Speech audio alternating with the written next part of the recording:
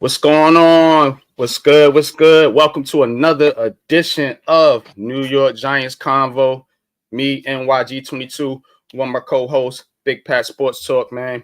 Got a lot of Giants news to get into, some rumors, some visits. We're gonna talk about all that in just a second. But what I want to do real quick is I'm gonna put on some beats and we're gonna be right back and hit y'all with the intro. Let some people get in here, man. And we're gonna get the show started. So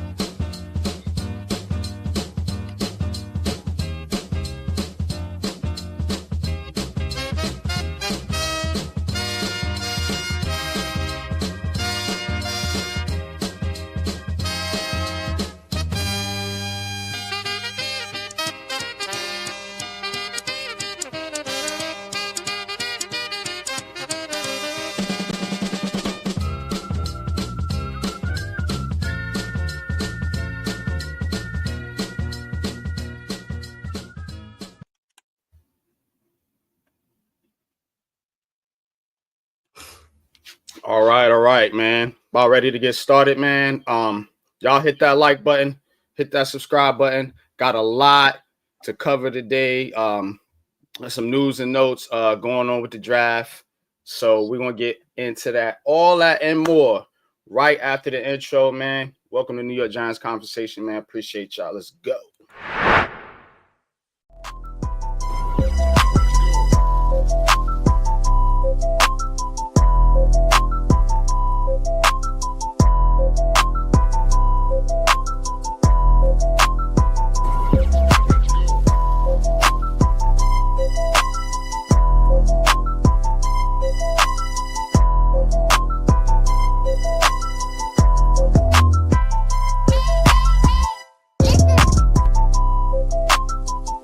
Welcome to Giants Convo. What's good? What's good, everybody, man? Appreciate y'all. Welcome back to another edition of New York Giants Conversations, man. Y'all know how we do, man. Talking all things New York Giants. A couple things to get into today, man. But before I do, man, what's good with you, Pat, man? How you feeling today, bro? Not much, man. Just ready to talk a little bit of Giants football today. See exactly what's going on with this team after the Colorado Pro Day. A lot of things that were showcased. Travis Hunter showcased his route running ability. Shedeur Sanders showcased his ability. And I think it's going to come down between one of those two. It's going to be very interesting to see what the Giants do at pick 3, man, just to be honest with you. Because it could be a situation where Cam Ward and Travis Hunter go 1-2. So it'll be, come down to maybe Abdul Carter or Shedeur Sanders. Is this franchise ready for the culture change like Shedeur Sanders says? Are you ready for a culture change? If you're not ready to change your culture, then don't draft me, you know what I'm saying? But you'll be dumb not to. And I love the confidence in the kid. it's just weird that if another type of quarterback will be saying these type of things, he will be praised for it.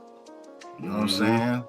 Nobody destroyed Cam Ward for when he said you'll be dumb to pass on me. Jackson Dart is very confident in his interviews. Nobody says anything about it, but just with Shedeur Sanders, if he says anything of having confidence or, you know, believing in himself, he's arrogant, he's cocky, he's this, he's that. Like, it's ridiculous the amount of hate that this kid is getting. So it's just weird, man. But we'll get into it. It is crazy, man. It's crazy and it's weird, man. And I don't really understand it. You know, I don't really understand it because, like I said, in any other year, they be begging for a quarterback to be taken with the first pick in the draft. So to me, it's a lot of hate, a lot of you know, slick talk, if they say. But let's get into some other news real quick before we dive into the main topic. The Giants are starting to have some visits with some players. So I'm going to go down and we're going to talk about each one and tell me what you think. Top 30 visits are important when it comes to the New York Giants. So something to definitely pay attention to. And let's see here. So I'm going to start here.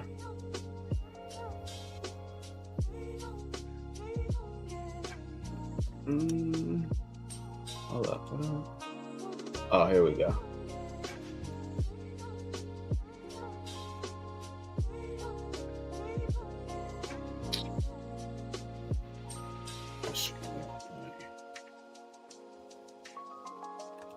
So, first up, Will Shepherd. Speaking of Colorado Pro Day, the New York Giants expressing interest in Colorado's Will Shepherd. So, Will Shepherd, of course, you know, if they do take Shedeur, could be a pretty compliment, a pretty good pickup to give Shedeur some familiarity with a player that he's worked with in college. Pat, what are your thoughts on Will Shepherd, and do you think it'll be a good fit if they happen to pick him up? I don't know. What round you thinking? Will Shepherd, I think you could probably get him in like the 4th, 5th round. I'll be honest with you. Will Shepherd was a beast at Vanderbilt, and he came over to Colorado and became their big target that they needed. And if you're looking for, let's say per se, you took Shedeur Sanders, and you're looking to get him a big target to where he can, you know, throw those back shoulder throws and allow him to go and get the ball, who better than to bring his college teammate over? Will Shepherd is a very decent route runner. I think he's a very good receiver, and dare I say he can be a guy like a Mike Evans, not as far as the productivity of a Mike Evans, but he's in that Mike Evans build. What's a guy out there that was pretty good, like Reynolds that used to play for the Lions. Yeah, that type of guy. Yeah, I know you're talking about. Yeah, Reynolds that used to play for the Lions. Is he gonna come and be this superstar? No, but he could definitely be that possession guy that when you need that crucial catch on 3rd down in the middle of the field, he can jump up and get it for you. Like, this Giants fan base doesn't understand what role players really mean to a team. Everybody has to be a superstar. Everybody has to be a 99 rating, and it's not true. You know, you can have guys like Will Shepherd that have 4 catches for maybe 38 to 40 yards, but those 4 catches kept drives alive. You need guys like that. That's why they got a guy like Lil Jordan Humphrey. So if you want to get younger and still have that production, you go get you a Will Shepherd. Very good in the red zone, 6'4", very good red zone threat. So I don't see why having interest in him will be an issue, man. I think he's a very good player. Yeah, I believe so too, man. But what's good, Ghost, man? Appreciate you tapping in, bro. Salute, man. Coach, salute. Appreciate y'all, man. Let's get into and I do think Will Shepherd would be a good pickup, bro. Just because, like I said, that aspect of bringing in somebody that you're familiar with when you're drafting a quarterback, I think in this day and age is important because maybe not Sedor's case, we'll see. But if he is asked to play or has to play right away, at least you got somebody you know that you have some chemistry with that's out there that can make some plays for you. All right. Next, we got Ohio State running back Quinshon Judkins. New York Giants scheduled a visit with him. Giants obviously looking for somebody to complement Tyrone Tracy here out of the backfield. Now, I kind of want a power back, a short yardage guy. What does Quinshon Jenkins bring? What can he bring? What type of running back is he at? Talk to the people. All right, Quinshon Judkins is actually more of a power back than you think, but he brings speed and impact with him as well, and he can catch the ball out the backfield. Now, I do believe if you get a Quinshon Judkins, it will have to be in the second round. He's a tough physical runner, as you can see right there with the stiff arm to Iowa. Like, don't get it twisted. He's not a scat back. This dude really runs between the tackles, man, and he's actually a pretty good back, you know, sharing that backfield with Travion Henderson out there in Ohio State. So his stats would have been a lot higher if he was just a featured back. But he transferred from Ole Miss, and like I said, don't get it twisted. He's a powerful back, bro, and he has speed to get to the outside. So, me personally, I'm not saying I would pass on Judkins, but in the second round, I would want to get, one of the, I would want to go in the trenches, but I wouldn't be too mad at Judkins in the second round. But with Tyrone Tracy here, I don't believe you have to go that high in this NFL draft for a running back. But Judkins is nice, man. So if they did get him, I'll roll with it, and I know if you get him, you better run the ball. With him and Tracy, you better run the damn ball. That's all I gotta say. don't get Judkins in the second round and then don't run the ball. Out of every 100 plays, I want to run at least 50 to 55 times. You know what I'm saying? If you get a Judkins, because now you got two beasts in the backfield. Like, this dude is nice. I think the only two running backs really better than him is Genty and Amarion Hampton. That's why I'm saying you're going to probably get him in the second round. And he may slip into the first because depending on how high Amarion Hampton goes. They're saying Amarion Hampton's draft stock is soaring. So if you get a guy like this, you better run the damn ball. I'm just going to be honest with you.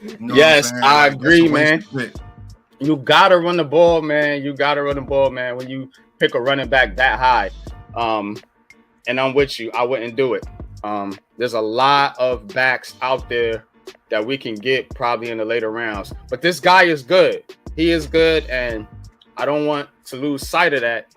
I'm just about, when I talk about the draft, I like to talk about draft strategy. That's a fact. And when you already have a starting running back, you don't need to go that high to get another running back unless you're a team like Philly or Kansas City that you already have a built team and you're just adding complementary players. You don't really need no hits at that point. But TP, what's good with you, man? Peace and salute. Y'all know how we do on Giants Conversations. We will open up the call lines a little bit later in the show. And I have a new segment. I think y'all gonna like this one, man. I'm not gonna spoil it though. Y'all gotta stay tuned and keep watching. All right. So let's talk about the next player we got here. New York Giants to meet with Virginia Tech wide receiver Jalen Lane. Jalen Lane was at the Senior Bowl. I like this kid, speedy receiver out of Tech. I do think the Giants have to add to their receiving core. I don't think you have to go crazy, like as far as people saying go Travis Hunter and get with Malik Neighbors, and you just got a offense out the world. I don't even think you got to do all that. Again, draft strategy. You can get a Jalen Lane a little bit later in the draft, maybe 3rd round. I don't know. What are you thinking, Pat? Jalen Lane, very intriguing player to me. It's actually one of the guys I've been watching for a little while. Give me Jalen Lane, Wan'Dale Robinson. You're gonna have to go to a specialty player. Jalen Lane is one of those receivers that if you take advantage of what he can do in the slot, I think he fits perfectly with a Slayton and a Neighbors out there as far as being the primary slot receiver that allows you to tack down the field more. It's just something about Wan'Dale Robinson that doesn't allow you to tack down the field. We need a slot receiver that is a true slot receiver, and you see he brings punt return ability as well. Like Jalen Lane is very underrated. If you could get him in the 3rd or 4th round, man, hey, look. I'm sorry, man. Look, man, I had Coach Gene Clemens on Talk Your Talk, and he said the same sentiments about Wan'Dale Robinson. He does not get depth in his routes, and you're not able to attack down the field with him, man. With somebody like a Jalen Lane, you can attack down the field, or Jalen Noel from Iowa State. You know what I'm saying? Give us a slot receiver that can attack down the field, man. Stop the gadget stuff. Save the gadget stuff for when you want to use gadget stuff, man. You can't base your offense off gadget. It just doesn't work because you gave the man 140 targets, so your whole offense was based off gadget. Neighbors, gadget. Neighbors, gadget. Neighbors, gadget. No, get Jalen Lane out there to where you can open up things for a Theo Johnson. You know what I'm saying? He could do some of the same things that Wan'Dale Robinson does.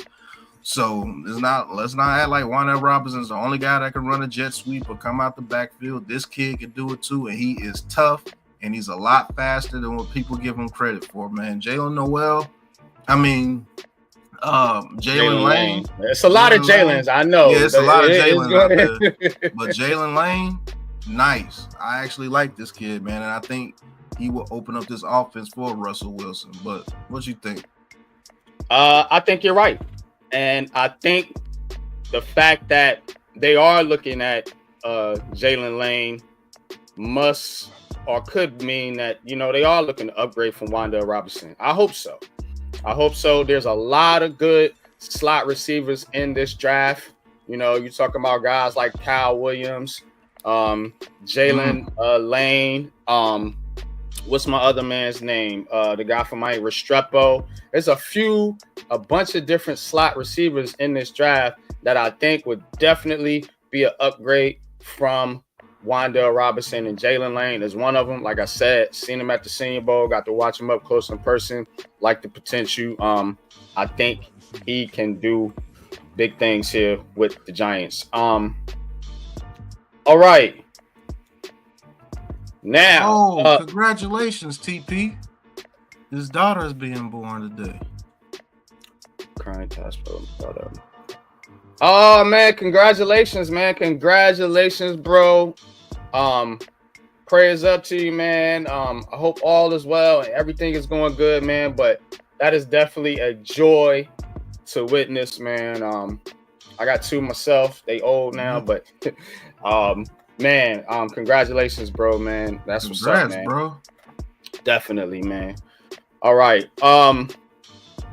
Giants will hold top 30 visits with Jordan Farmer and Ollie Gordon II.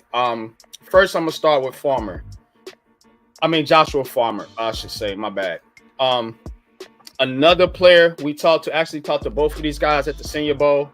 Yep. Another player who can come in, Joshua Farmer. and come right in next to Dexter Lawrence.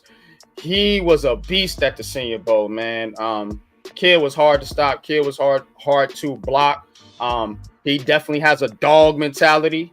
I like Joshua Farmer. I think this would be a pretty good pickup if they get Farmer, man. Pat, talk to us about Farmer and what he could bring. Joshua Farmer, He brings a skill set that you would want to put next to Dexter Lawrence. I believe he could be the slasher type defensive tackle that could get pressure up the middle of the field with Dexter Lawrence taking on those double teams. He does play the run very well. Very, very unique skill set with his slashing ability at the defensive tackle position. Is he a guy that I would be like, yo, this is the dude that can take over and be the guy?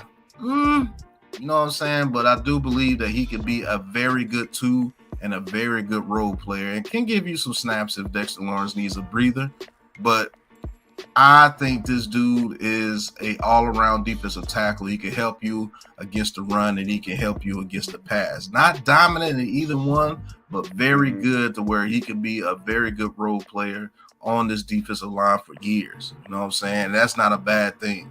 I mean, like BJ Hill, like a BJ Hill type player, I think is like his ceiling, which is not bad at all. It gets you paid in this league. So if you could put him next to Dexter Lawrence, the way that he gets off the ball and attacks the ball, you may see, Farmer put up some stats, get 6.5 to maybe 7 sacks because he's coming off those one-on-one battles that I do believe he can beat you if you're not a very good guard.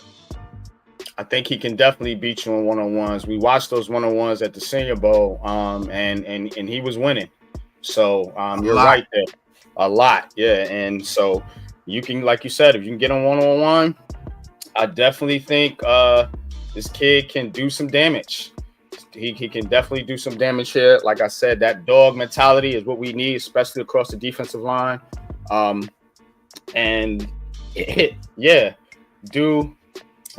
TP says, will Farmer be an upgrade from what we have on our roster?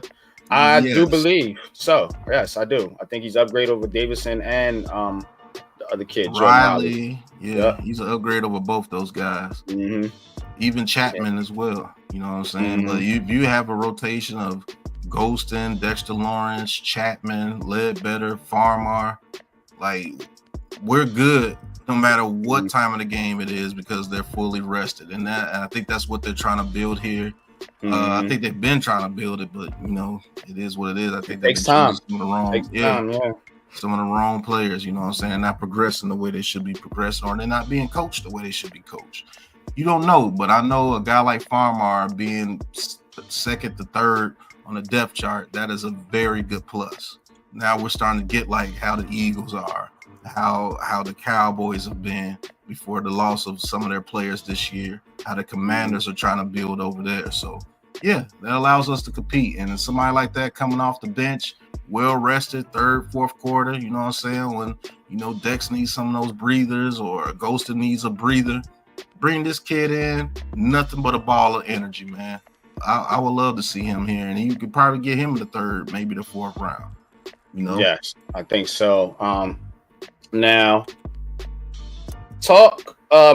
they also had a visit with Ali Gordon II, man. I'm gonna be honest, one of my favorite running backs in the NFL draft.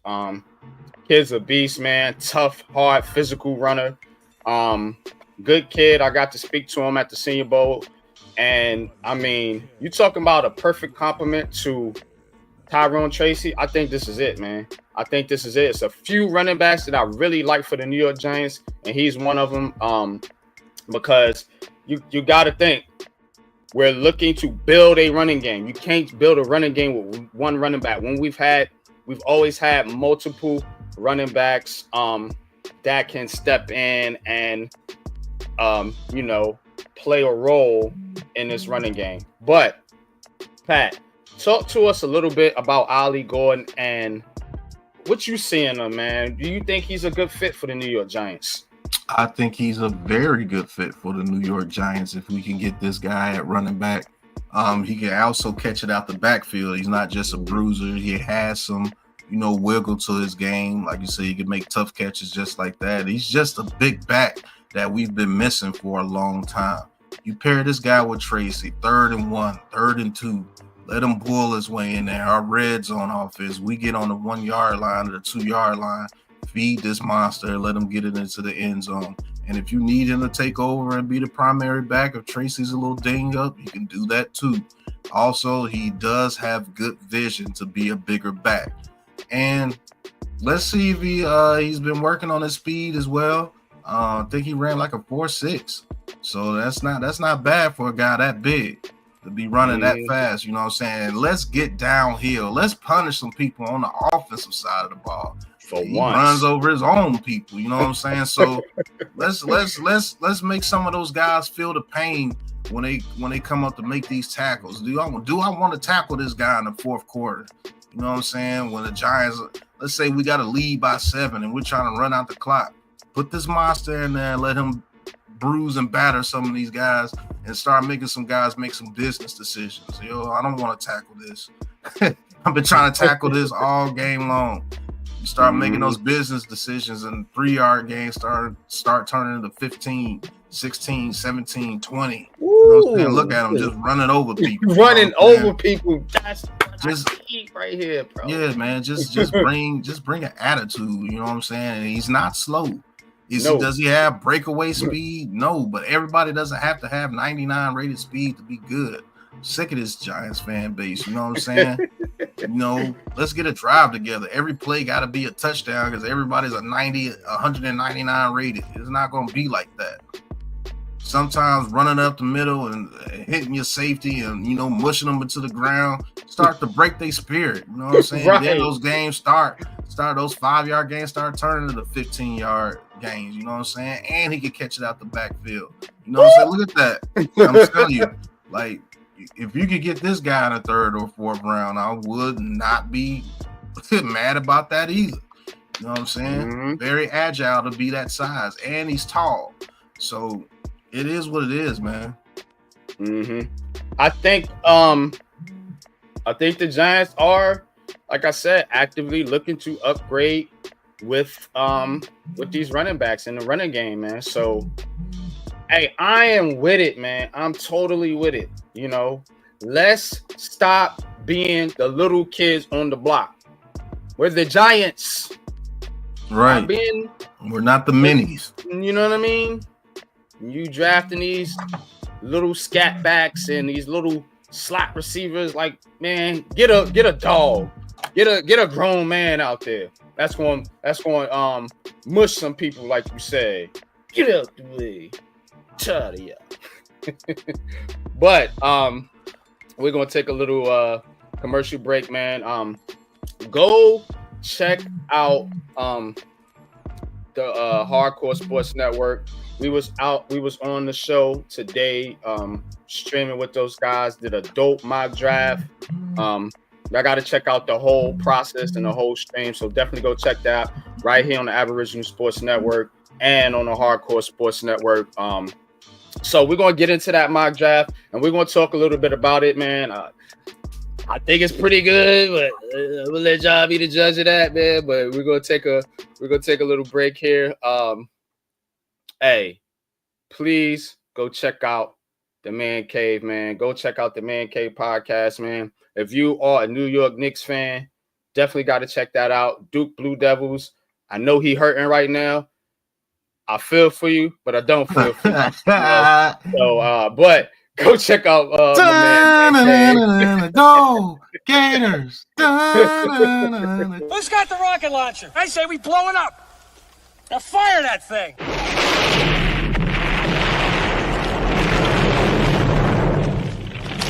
For the city of sports, playing with a giant Nick. With my man S. God. That's him. You feel the vibe? That's me. We going live. That's us. That like button shared, you been subscribed. Stadium. That man like Big Blue, home of the Braves. Yeah. That turnpike you can see, that's where the game's played. NFL one day, then it's the NBA. Madison Square Garden, that's where the Knicks play. This that NY Logan, North don't get broken. Legalized, mean this shit smoking. I'm on topic, dropping another episode. The game winner, trade, maybe a field goal. Everybody right now doing the wave. You tuned in, the show called The Man Cave. I see the chat, they always doing their thing.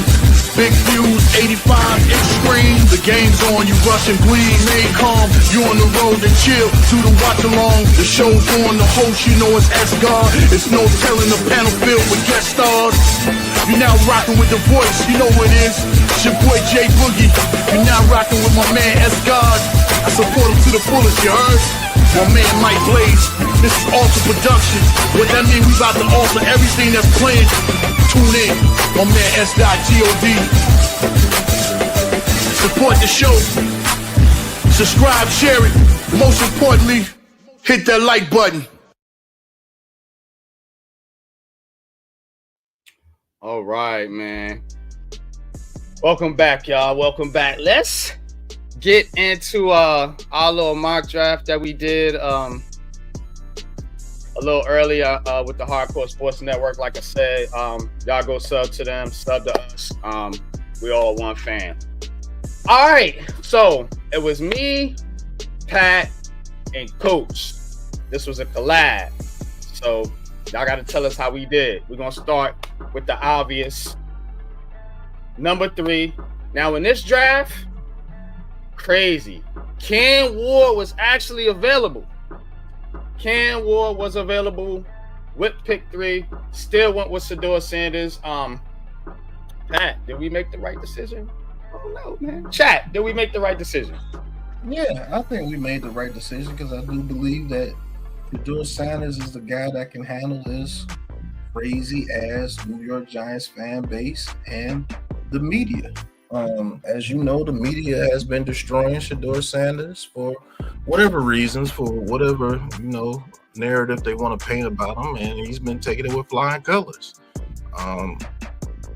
He comes from a pedigree from Deion Sanders. You might not like the pedigree, but he comes from a pedigree of all-time great.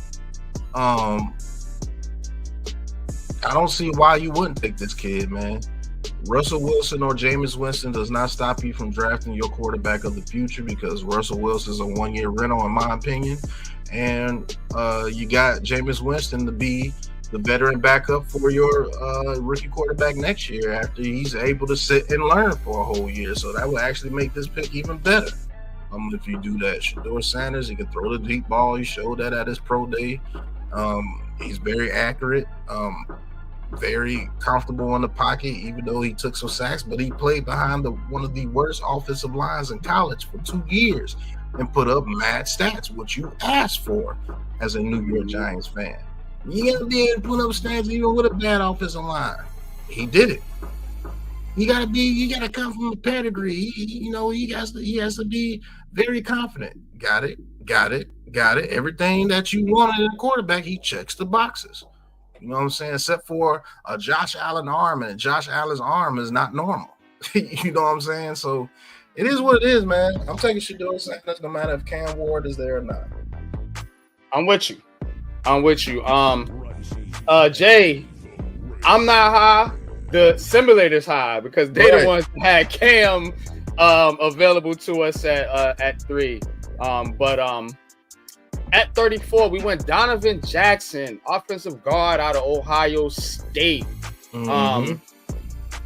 Hey, we gotta get tougher in the trenches, man. Shout out to Sleazy. Like he said, we gotta start representing our name, New York Giants. Let's be bullies on the block, man. But Pat, you tapped into the film, bro. Definitely appreciate you.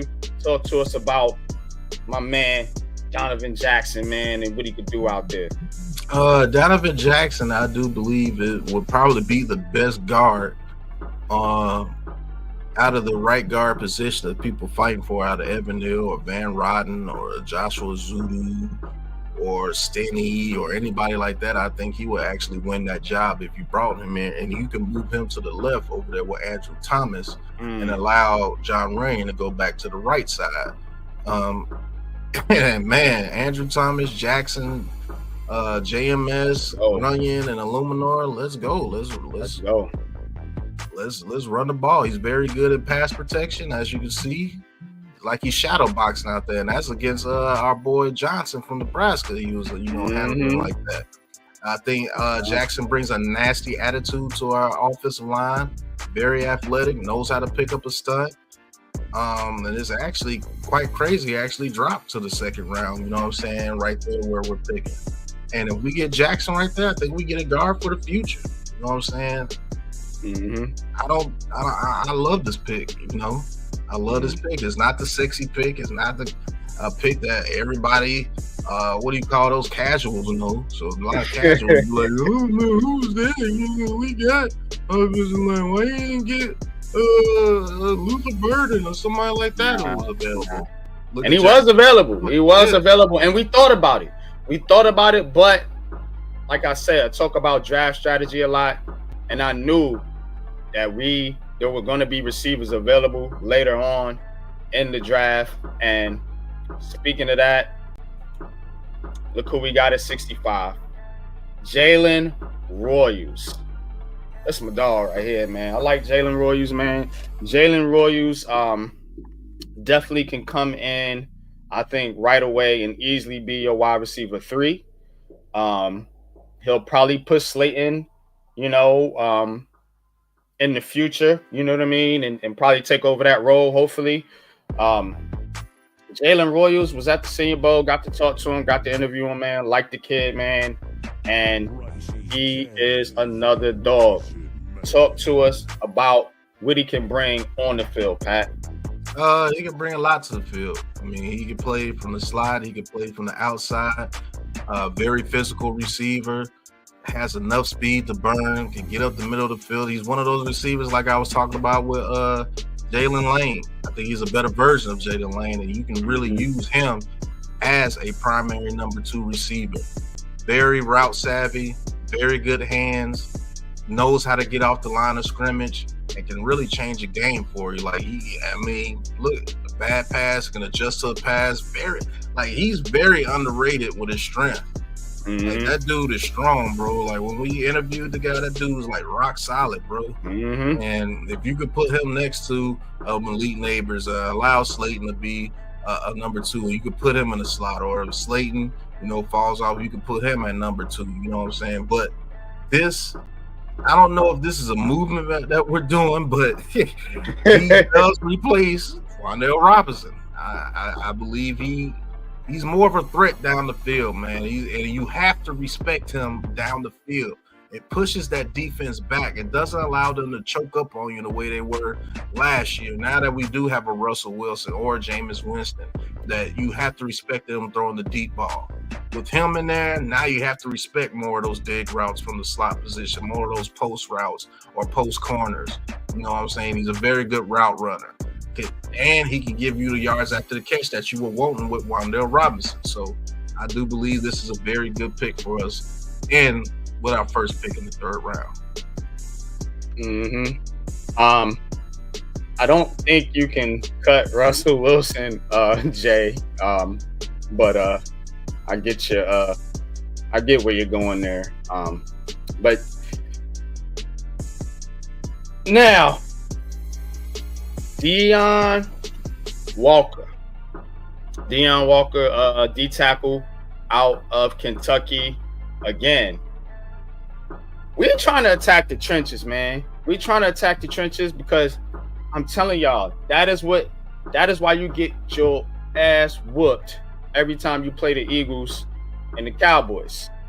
It's them trenches. So Deon Walker, another fat boy to put out there, that we could put next to Dexter Lawrence. Talk to us about Deon Walker and what can he bring, and is this the perfect complement next to Dex? Because we talked about Farmer earlier, but is he a better complementary player to put next to Dexter Lawrence? It's depending on what you want your defensive tackles to be. Actually, he's more athletic than people give him credit for, but at 6'7", 340 to 350 pounds, I believe he's the best complement to Dex when we play teams like the Eagles, or when we play teams like the Commanders, who like to try to, use their RPO and run up the middle. You're not going to be able to run up the middle against us with him and Dexter Lawrence. And believe it or not, this dude actually can hold an edge and get outside to make a tackle in an RPO type system like how the Eagles do too. Now, will I say he'd be able to chase down Saquon Barkley? No, but he'll be able to push the pocket forward to where Saquon Barkley is not going straight to whatever man gaping hole they created. No, he's going to have to try to work his way to the outside, and that allows Thibodeau, that allows Burns to get out there and make some tackles, that allows maybe a Michael McFadden or a Bobby O to shoot the gap and go in there and make that tackle in the backfield. And man, if you try to run up the middle with those two monsters, good luck. And I just think he brings a toughness to where, hell, who you gonna double team? Because he's actually athletic enough to get to the quarterback too, just like Dex is. Maybe not at the same level as a Dex, but if he's getting that causing havoc, you're gonna have to start double teaming them too. Or that big monster who is 6'7" is getting in there with your quarterback, making them bail out, and that's when our edge rushers come into play. And if you try to throw over the top with him, he's 6'7", so all you gotta do is raise his hand, and you might get a tip. It's a big dude, man. Pause, man. Dog, man. You know what I'm saying? I love this pick too. Yeah, definitely, man. Definitely like the pick. And we've always been better when we've had Dalvin Tomlinson, when we had Leonard Williams, when we've had, a bigger person, let's put it like that, on our D-line that can stop the run. I think these guys, like you said, they more pass rush, slashers, tweeners types. These guys they got on this roster right now, this guy right here, man, you talk about a monster. You need somebody because the offensive lines in the NFC East ain't no joke. So you need somebody that's strong that can help push the pocket and close those running lanes. So Barkley and Aiden Daniels and whoever Dallas gets don't run all over you. But all right. Next, this might be my favorite pick. I ain't gonna hold you. Elijah Arroyo, tight end from Miami. Now I know what you're saying. I know what y'all saying out there. But we got Theo Johnson. We got Bellinger. Nah, this dude different. He different. You know what I'm saying? And if you want to run a tight end set, a 2 tight end set, him and Theo Johnson, killing it right now. Sorry, Daniel Bellinger fans, he's getting pushed off the roster because I'm with Elijah Arroyo. Now y'all know what we did? We rebuilt the Giants offense. And we still got a couple more picks to go. Talk to us about Elijah Arroyo, another player we met at the Senior Bowl. Didn't get an interview with him, but did get to speak to him. Talk to us about Arroyo. Arroyo brings that Aaron Hernandez feel when it comes to the tight end position. Not the off the field stuff. I'm talking about the on the field stuff. If you can use this guy to get mismatches and allow Theo Johnson to work the middle of the field, like Arroyo can be what we wanted. What's the boy we got from the Raiders who retired? Darren Waller. Yeah, Darren he Waller. can be what you wanted Darren Waller to Definitely, be. yeah. Because now we can open up the offense. Now we got a Jalen Royals out there with a Slayton, with them elite neighbors.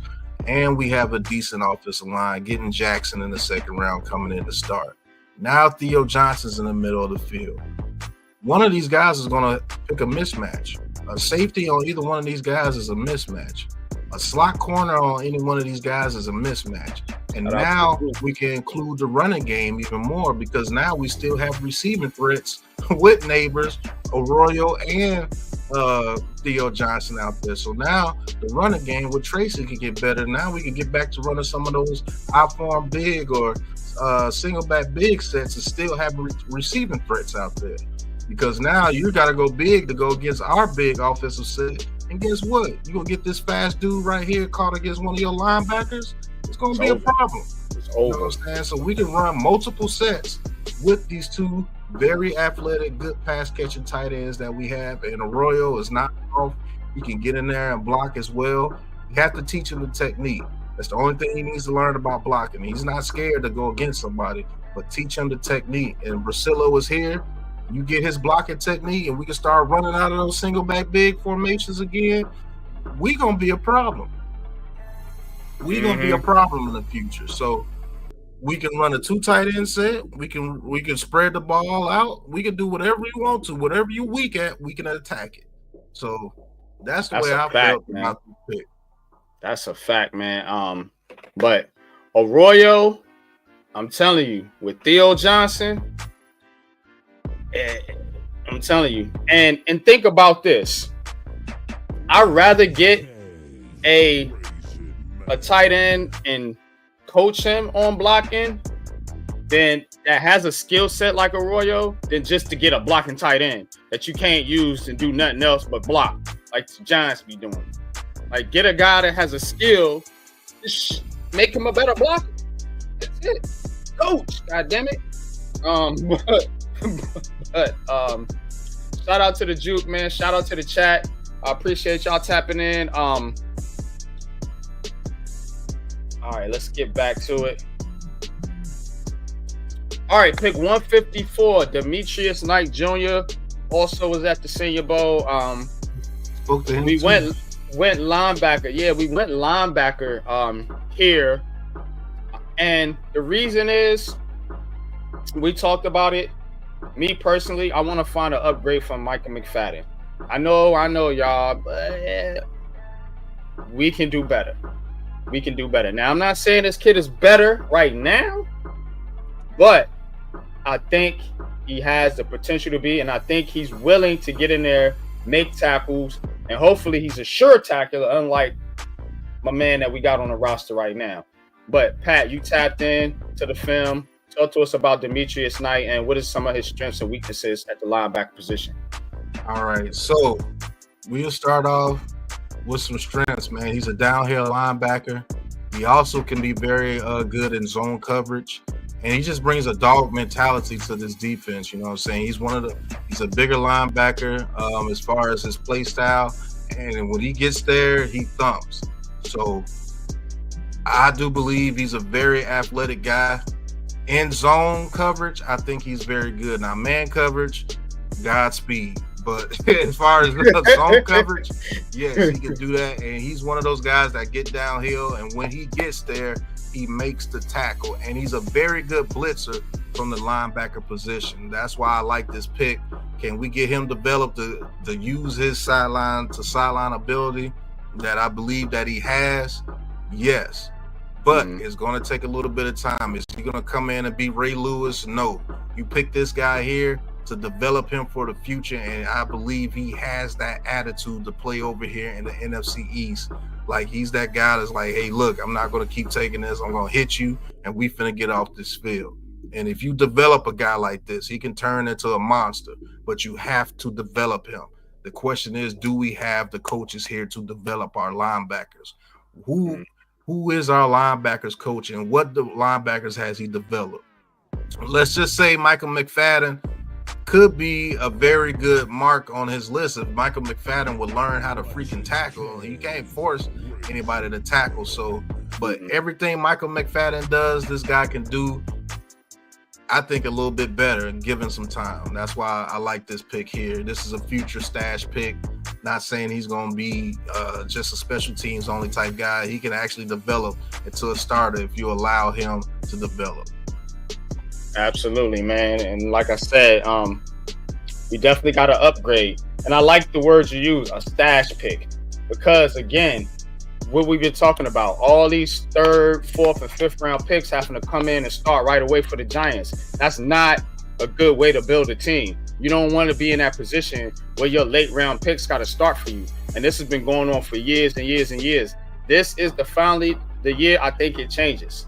And some of these picks that we're talking about, they don't have to come in and play right away unless you have some type of injury or something like that. But shout out to the chat, man. Shout out to the chat. Mosley, what's good with you? What's good with you, man? Appreciate you tapping in. Dope Dez 1967 has an interesting comment. Shout out to you. If you're not subscribed, please subscribe to the Aboriginal Sports Network. We do this Giants Conversations every single Sunday.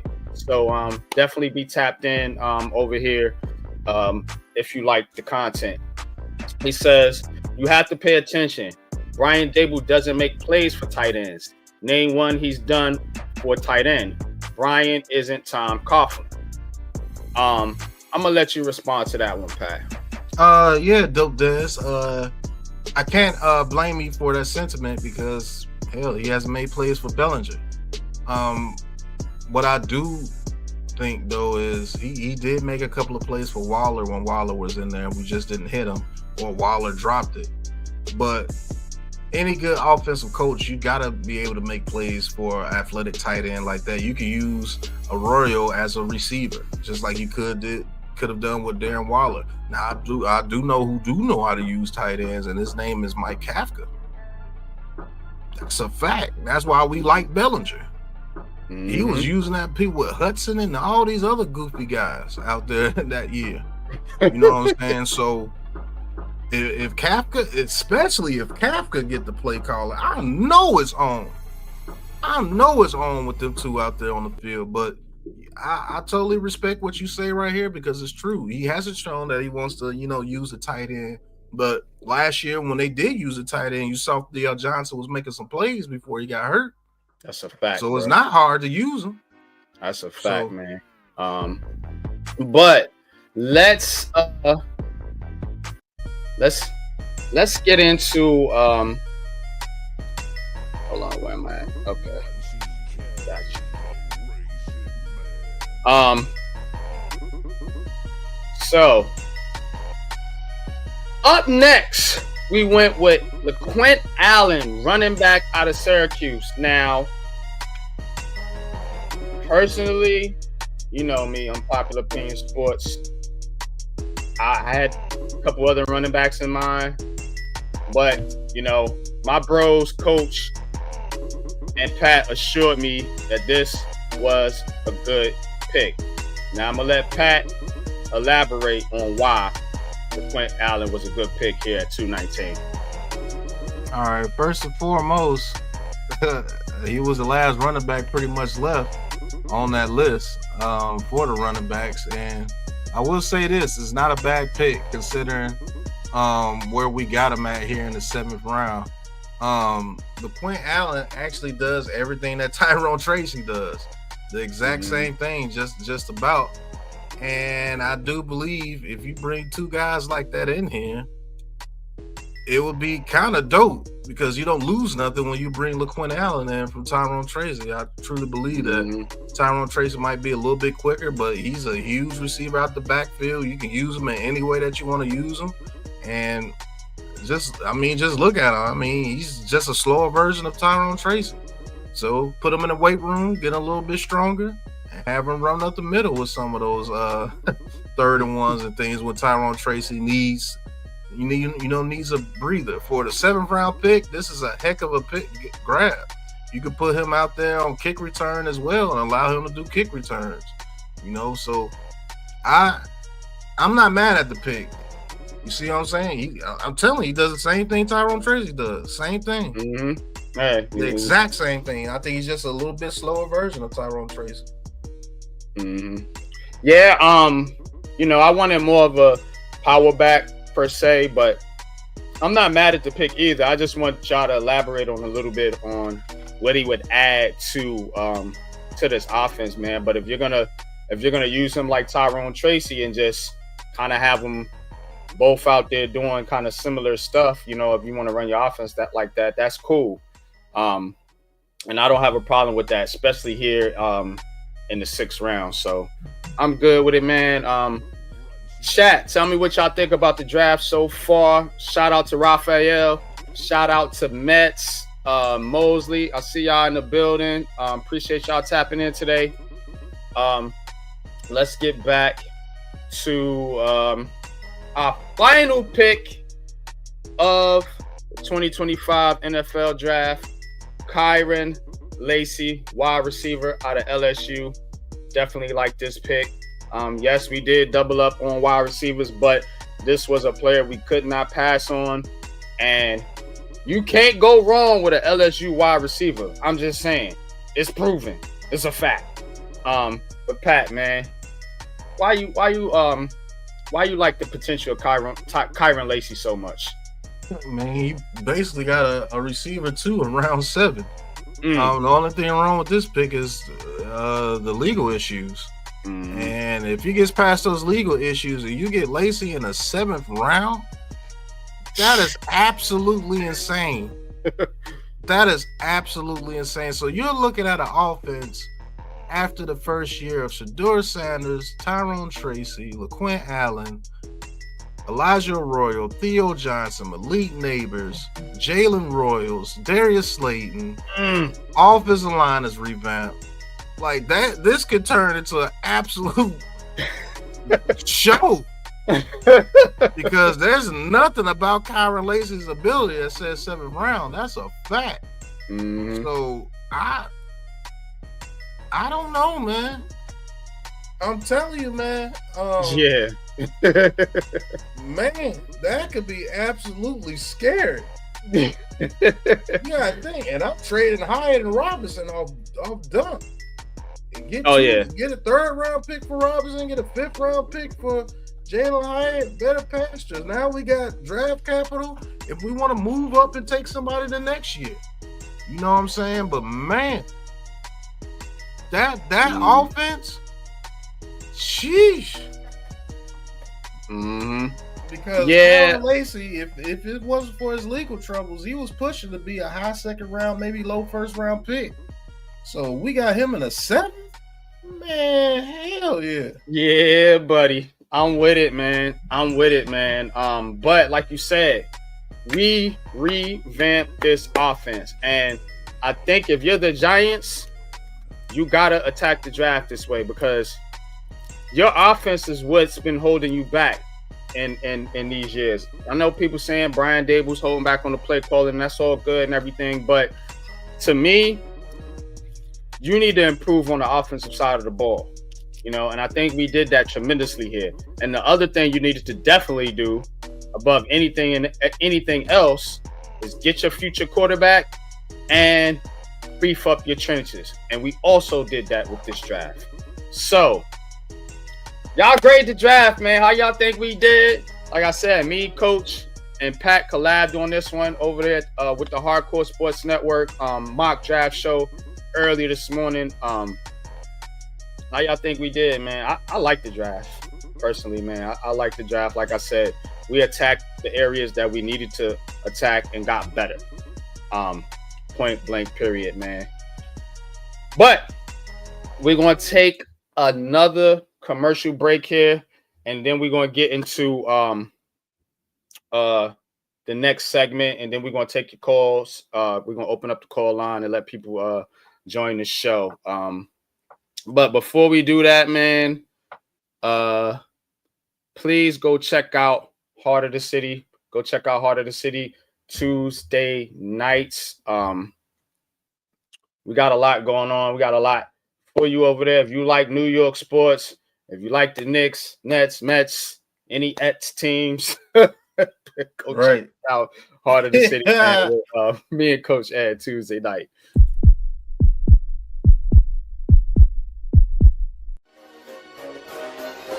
Ricey K, the Raisin Man.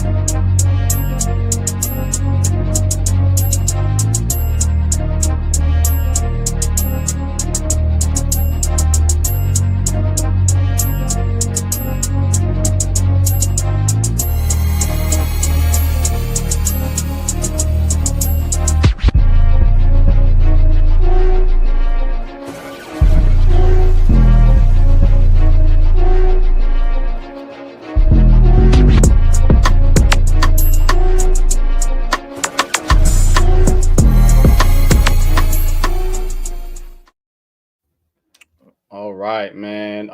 Definitely appreciate y'all, man. So I got a new segment here,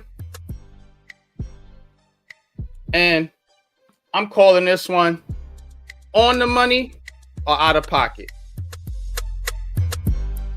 Because some of the stuff these cats be saying be on the money. I ain't gonna front. But some of the stuff, you out of pocket. Y'all be out of pocket.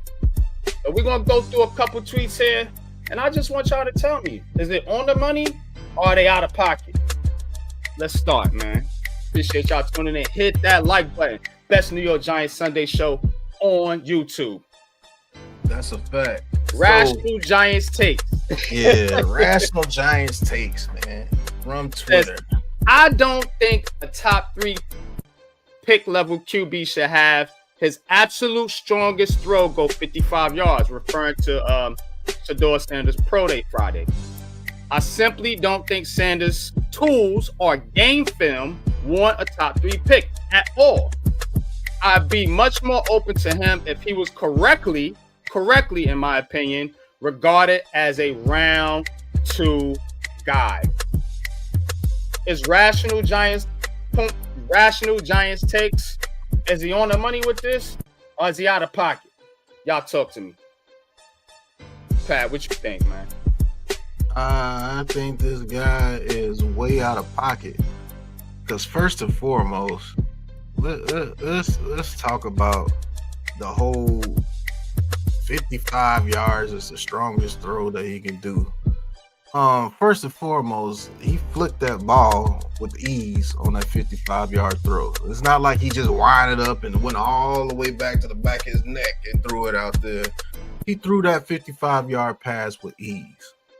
What I don't get is if you are scared of him because he has lack of arm strength, he doesn't have any tools, what makes him cool in the second round? What makes him cool in this? Why would you take him in the second round if he's that poor of a quarterback? Like, make it make sense, man.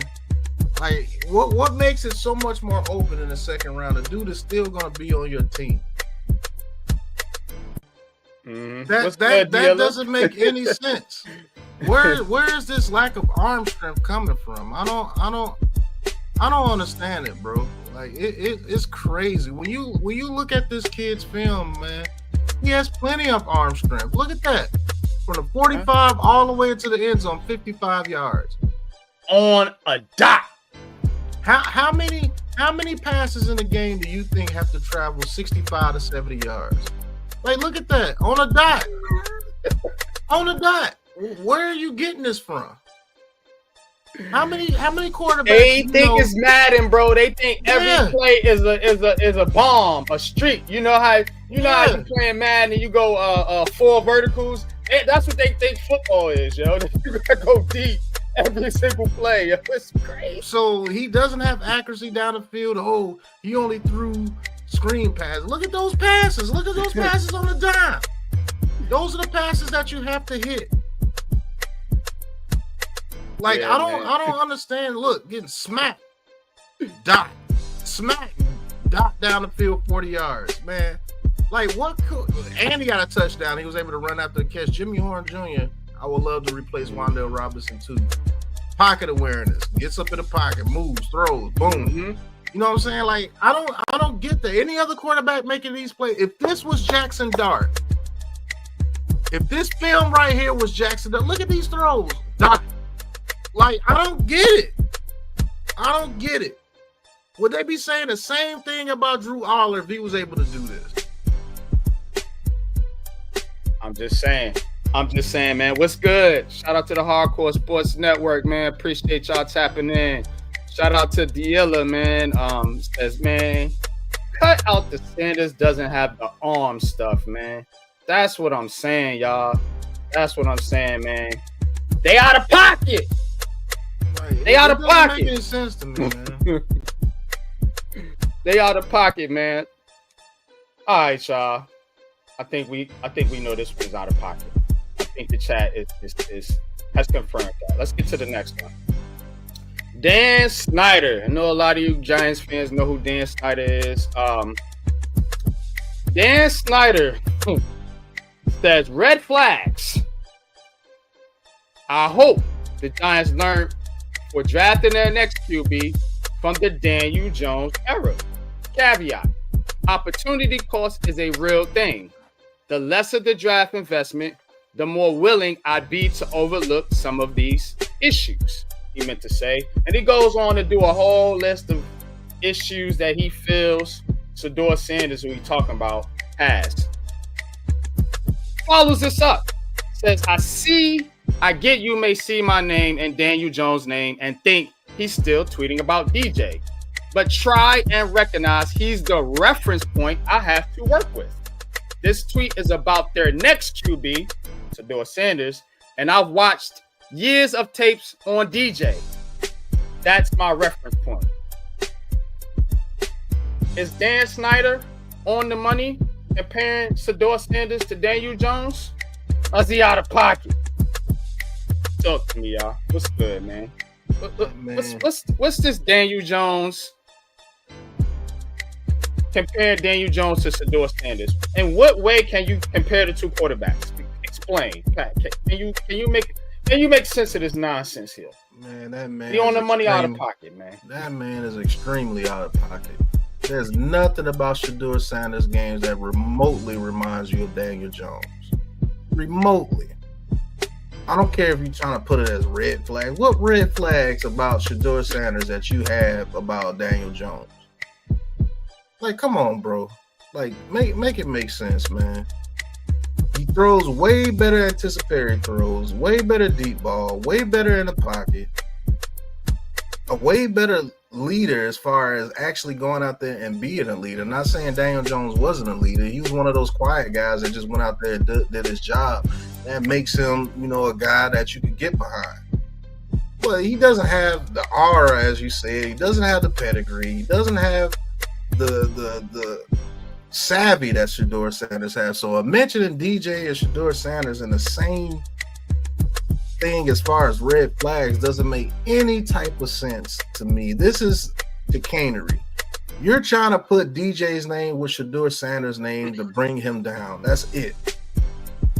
You can try to come up with your next tweet and do all that, PR move crap, but you know what you're doing. Mm-hmm. You're mentioning DJ and Shedeur Sanders because you're saying they're both going to be bust and they're both not good quarterbacks. That's exactly what you're saying. This is what I don't like about people like Dan Snyder. Just come out and say what you really want to say. Right. You know what I'm saying? Don't throw rocks and then hide your hand and go hide behind a bush. Because I'm going to come over there and punch you in the nose regardless. Right. You better be fast as shit and be able to run away. Because comments like these, this is Bush League. This is trash, bro. Like, you know damn well ain't nothing about Shedeur Sanders' game even remotely close to Daniel Jones. And I actually backed Daniel Jones for years, but I know for a fact that Shedeur Sanders is a better quarterback than Daniel Jones. And it's just a fact. Yes. And it's not close. And like you said, stuff like this is why I created this show. Because we want to give you the real, honest truth and not no BS because you don't like a certain player. If you don't like the player, just say you don't like the player and move on. You don't got to compare him to other quarterbacks when you know good goddamn well you out of pocket, Dan. You out of pocket. Pablo, what's good with you, man? Appreciate you tapping in, bro. Subscribe, like, all that good stuff, man. Let's get to the next tweet. This one comes from Steven Anyway, says NFL draft makes interesting comparison between Shedeur Sanders and Caleb Williams. Another comparison for Shedeur. Let's see what this guy has to say. Our draft experts has found some similarities between the prospective Giants first round pick and current quarterback that could be concerning. Goes on to say, like any incoming rookie, if he's placed in the right situation, Sanders can produce at a very high rate, as evidenced by his numbers at Colorado in 2024. He can also serve as one of the brightest examples of a fundamental passer for any offense that is just missing that element to start succeeding again. So you say all that, but then you go back. You see how these people are. However, according to NFL draft analyst Todd McShay, who has been watching film of Sanders and other top quarterbacks endlessly before the draft, so have we over here at the Aboriginal Sports Network, a closer look at his tape would reveal a potential concerning trend that has mirrored recently novice quarterbacks before him. Novice quarterbacks, but everybody said Caleb Williams was generational. Now he's a novice quarterback. McShay breaking down Sanders film this past week on the McShay Show via The Ringer points out how the Colorado product tends to play an unhealthy dose of hero ball, and said that he was eerily similar to what scouts saw out of Chicago Bears quarterback Caleb Williams when he was coming out of USC. So, Shedeur Sanders is now the next Caleb Williams. Is Steven on the money, or is he out of pocket? Or I should say Todd McShay, because that's the one who made the comparison. On the money, out of pocket. Is he Caleb Williams? Does he play too much hero ball? I'm gonna say out of pocket because I looked at Caleb Williams extensively last year, and I told people that's what that kid was gonna do when he went into the league. And I just said Caleb Williams is not gonna be a winner like that in the NFL. He actually did have a decent rookie season. He's just not that type of guy that's a winner. He's not a leader type guy. His attitude and his energy is off. So this is way out of pocket. For one, now all of a sudden you're comparing him to Caleb Williams, but that doesn't make him a generational talent. Because even with you seeing all that, with Caleb Williams coming out of his rookie year, everybody said he was the next Patrick Mahomes or the next generational quarterback. So why is it different with Shedeur Sanders if you're seeing similar things? And first and foremost, Sanders doesn't play hero ball. That man was running for his life half the time out there in Colorado, and had way less turnovers than Caleb Williams. Thank you.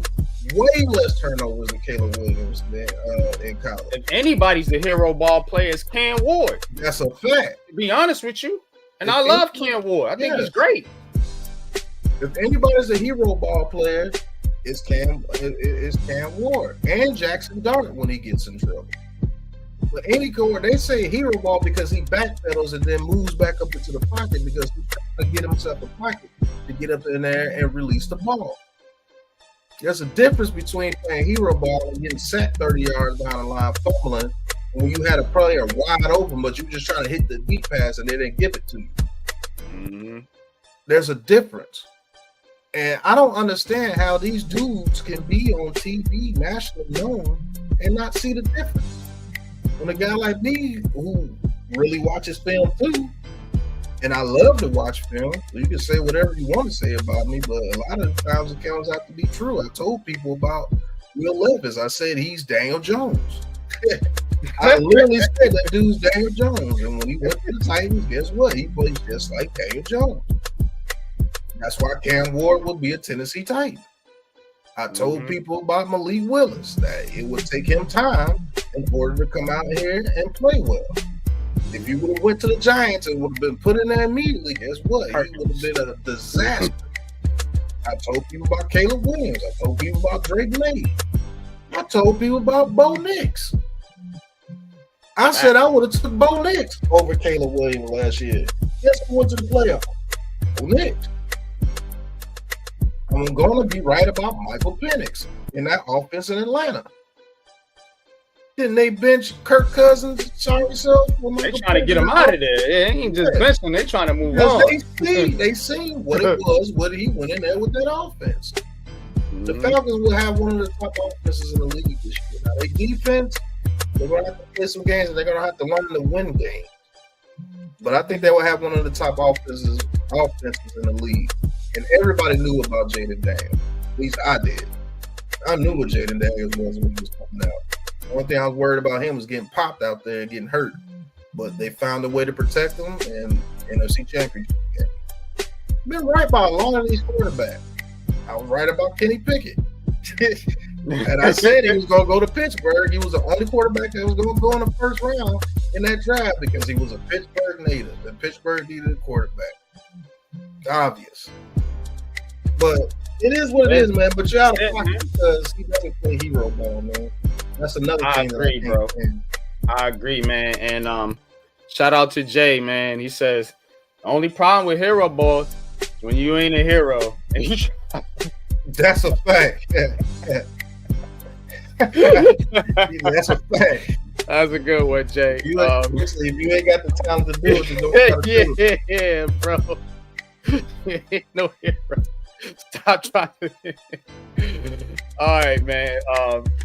Last one I got for y'all, man. Then we're gonna open up the call lines. And yeah, this one's way out of pocket, man. All right, my man Darius Slayton. Young Slay says reacts to a tweet from John Frisella of football. He tweeted, "Lot of double taps and hitches from Sanders today. NFL defenders close windows quickly. This was a concerning workout." Slayton, shout out to you, Slayton. "I promise he can pat the ball and be just fine. If DBs were so good at breaking on balls, they'd have 8+ picks a year. Same guys that fall for a 2-man dagger concept and give up the dig on 3rd and long every season, all season, talking about a ball pat. What a joke." Is Slayton on the money? Or is he out of pocket?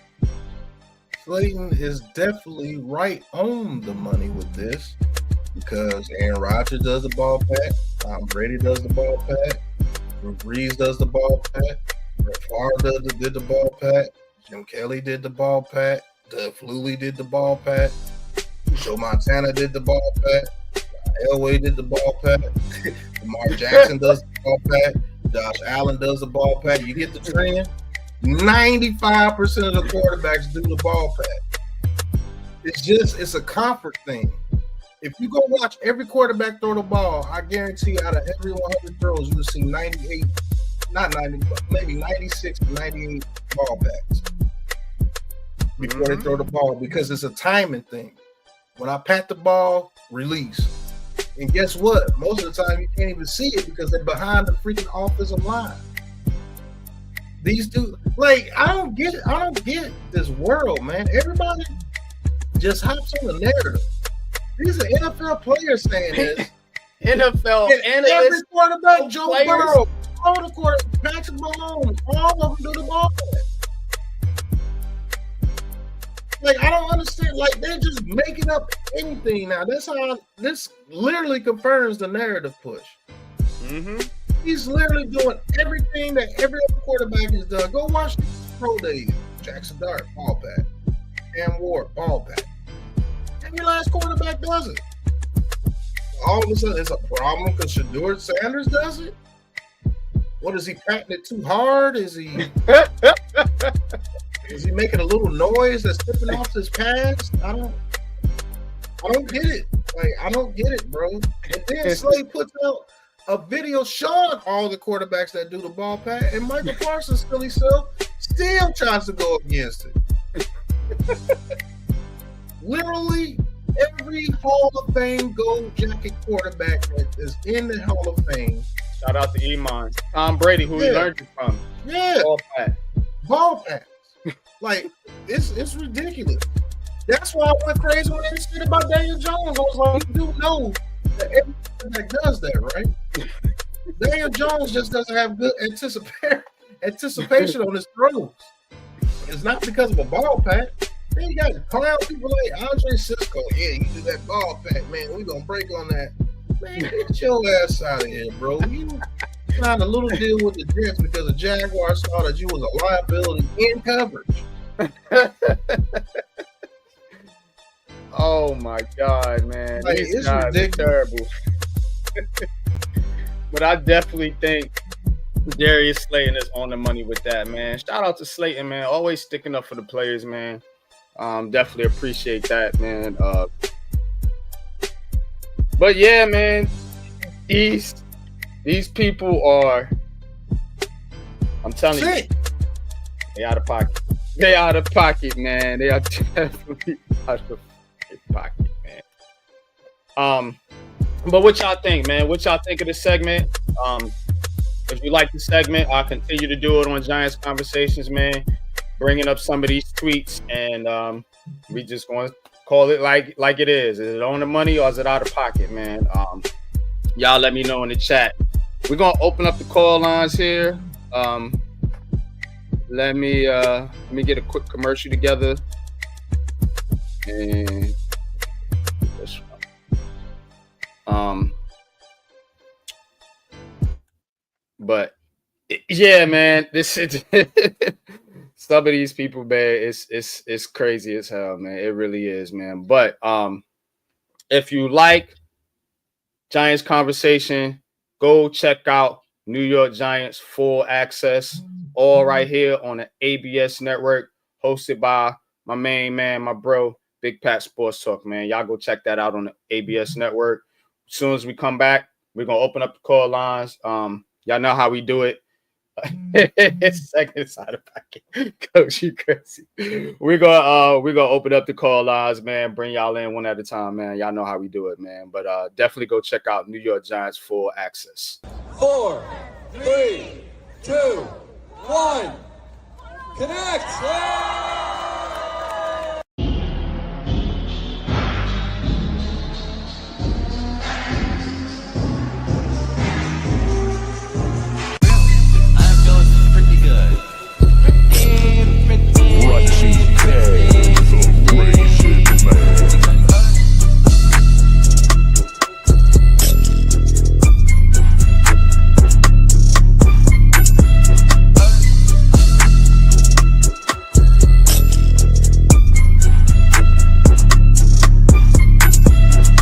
Thank you guys for tuning in, and look,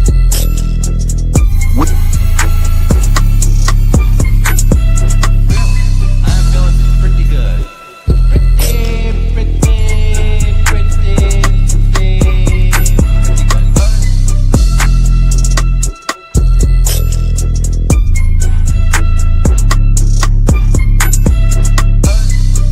welcome to New York Giants Full Access.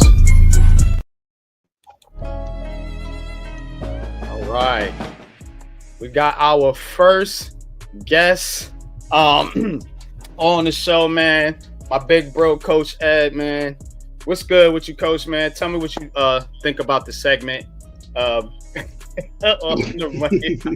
segment is out of pocket. That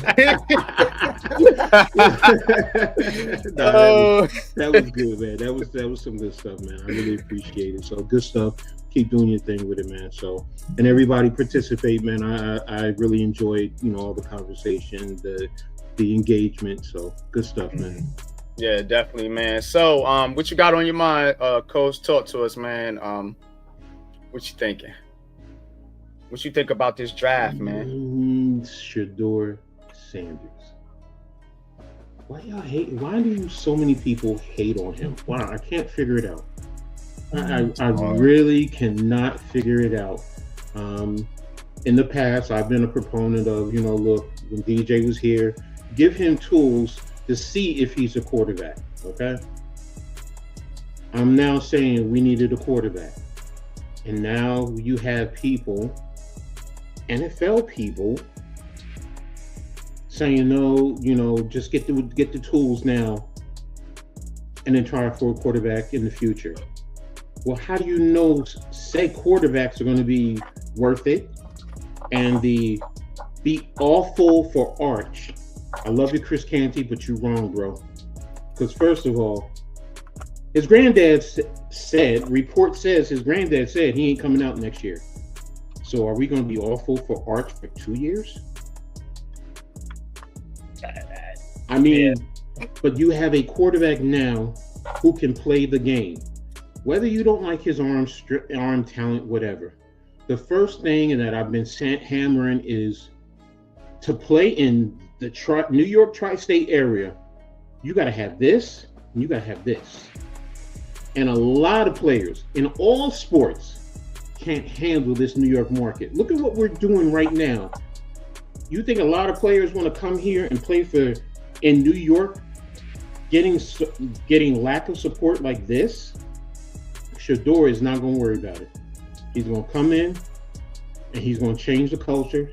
And he's going to say, you either riding with me or you're going to stay over there. Sounds familiar. Somebody else said that before in the past, but he's not here anymore. But the point being is, he said, stay over there. And I'm going to say the same thing. When he changes it, when he comes here and changes it, y'all stay over there. That's a fact. Because if y'all try to change the narrative, oh yeah, Shador this, Shador that. Yep, that's all. That's what I'm saying to you. Let me show the people something here too. You know what I'm saying? Like this is ridiculous. This is the quarterback class that people. Pete, shout out to P-Dot too. He says some of the people in the Giants building. I don't know if you guys can see it very well. Yeah, we can. Yep. You clear back down a little bit. You went to one more right there. All right, you good. All right, so Arch Manning is gone. He's not coming out. His family even said he's not coming out next year. So Nico, I do believe Nico could be a better quarterback than Shador Sanders. That's a fact. I think he'd be a better quarterback than Shador Sanders and Cam Ward. I think he's that talented. Nico is pretty damn good. But you're going to have the number one pick for him. Drew Aller. Hell no. I know what Drew Aller is. That's why he went back to school. Yep. Lenore Sellers. No. Athletic quarterback, but no. Garrett Nussmeier. No. I think Baker Mayfield is his ceiling. That's if he just does great. Kay Cudlick. Who? Sam Levitt. Who? John Mater. Who? Miller Moss. Come on, man. Carson Beck. He's still in school? Exactly, man. Gonna be 27 years old when he He's comes not out. Georgia. He's in Miami. Yeah, Miami. Haynes King. No. Jackson Arnold. No. You want to keep going through the list? Conor Wakeman. No. Anthony Carlandra. No. Noah Fafita. He's going to be 27 years old when he comes out. No. Jalen Daniels. Jaden Daniels? No. Oh, no, that's Jalen. My bad. Yeah, Jalen Daniels. Yeah, never mind. Jalen Daniels. No. No. No. No. No. No. No. No. No. Like, why is this quarterback class being considered so dominant next year? I don't give a damn what stats they put up next year. This is the only kid that I know that could be better than both of those guys. Nico. That's it. It's Nico. Arch is not coming out, and it's still out there on Arch. You know why you so That's mad? What I'm so saying. blazing Arch so bad? Is because he comes from a pedigree. But guess what? Sanders comes from a pedigree. So you can't use that excuse. What's the excuse? What's the excuse? They're going to hype up some of these lower quarterbacks like they do every year. This is one of the only years where the hype didn't work. They were not good enough to be hyped up above the top quarterbacks. Jackson Dart wasn't good enough. When he was under pressure in the SEC, he showed what he was. He got smoked by us, Florida, and we were trash. Drew Aller. They hyped up this kid off 2 games in the playoffs, and you know this kid did not throw for 200 yards in those 2 games and had 1 touchdown and had under 50% completion percentage during those 2 games, and they were trying to say he was the number 1 quarterback. Will Howard, no. Nussmeier, I gotta go back to school. Drew Aller, I gotta go back to school. You want to know why? Because they knew they weren't good enough yet. All those great hopes that you wanted, Stafford didn't work out. Couldn't get him. They never were in on Rodgers. Shout out to P-Dot. Kirk Cousins, he got benched over in Atlanta. What you want him for? Nussmeier had to go back to school. Drew Aller had to go back to school. Will Howard, trash. Jackson Dart is what he is. I think he's a good quarterback, but not for the NFC East. Put him in a dome. Put him over there with the Saints. He'll be okay. Who are all these other guys? Rourke, no. The dude from Syracuse, the other little guy, no. Kyle McCord, Kyle McCord. Dylan Gabriel, No. Riley Leonard, come on, man. Riley Leonard, worse than Tyler Daniel Shuck. Jones. Tyler Shuck will be 26 years old. I think he has a pretty good arm. That's a fact. But he'll be 26 years old with 2 bad knees. You say you didn't want Michael Penix for being an older quarterback with 2 knee surgeries. So what makes Shuck better than him? Who played at Louisville? Freaking Penix went to the championship game. There's no way around it. That's why I'm hoping that boy Travis Hunter goes too. Because you really going to see exactly what goes on. Cam Ward 1, Hunter 2. Now see what's up. Because none of those other quarterbacks ain't got no way out of it now. Yeah, now they won't have no way out of it. Yeah. Okay. He says, not to mention, isn't Dexter going into the second year of a 4-year deal? When are we going to bring the quarterback to justify resigning guys like him? It doesn't make sense to keep kicking the can. Exactly. Andrew Thomas. Dexter Lawrence is getting older. Andrew Thomas is getting older. Andrew Thomas is having an injury history now. We got to do something now to tell these guys, look, we are behind you. Exactly. I don't understand what these like. None of these dudes will never come and battle me about this stuff. I've been asking. Please come and tell me why Shedeur Sanders is nowhere near the pick that you should pick. When no other quarterback is anywhere near their level. The closest you could get is Jackson Dart. Oh, give us Milroe, because you know Milroe can be replaced. After 3-4 games, you get in there and throw a couple of interceptions. You know he can be replaced by your preference. You can't replace Shedeur Sanders like that. You can't do him like that because his name is too big. And you know what's up if you do that. There's no PR that can save you if you try to do a Kirk Cousins to a freaking RG3 situation with Shedeur Sanders. It's not going to work. His name is too big. His pedigree is too strong. You're just scared of the kid. It is ridiculous. You're scared of what he can become in New York. You have to put him up there with an Eli or Phil Simms or even your Jeff Hostetler or even your Kerry Collins, who was a bust over there with the Panthers, but came over here with good coaching, and we went to the Super Bowl even though we got our asses kicked in that Super Bowl. I hated that game. Let me ask y'all this, and then we got to get to Ghost Dog. We got Ghost Dog in the back. Coach, if what I think is going to happen is the Giants are going to have to choose between Shedeur Sanders and probably Abdul Carter. You know, when the Giants make this pick, would you be upset? Because I know you said you wanted Hunter or Sanders. Would you be upset if they take Abdul Carter? I can't say I'm going to be upset. I'm not going to. It's going to take me some time with Carter. All right, right now, which no one is talking about. What's up with his injuries? What's up with his injury? How serious is this injury? He has not worked out this circuit at all. So that's something that's serious. I watched him at Penn State, being in the Big Ten.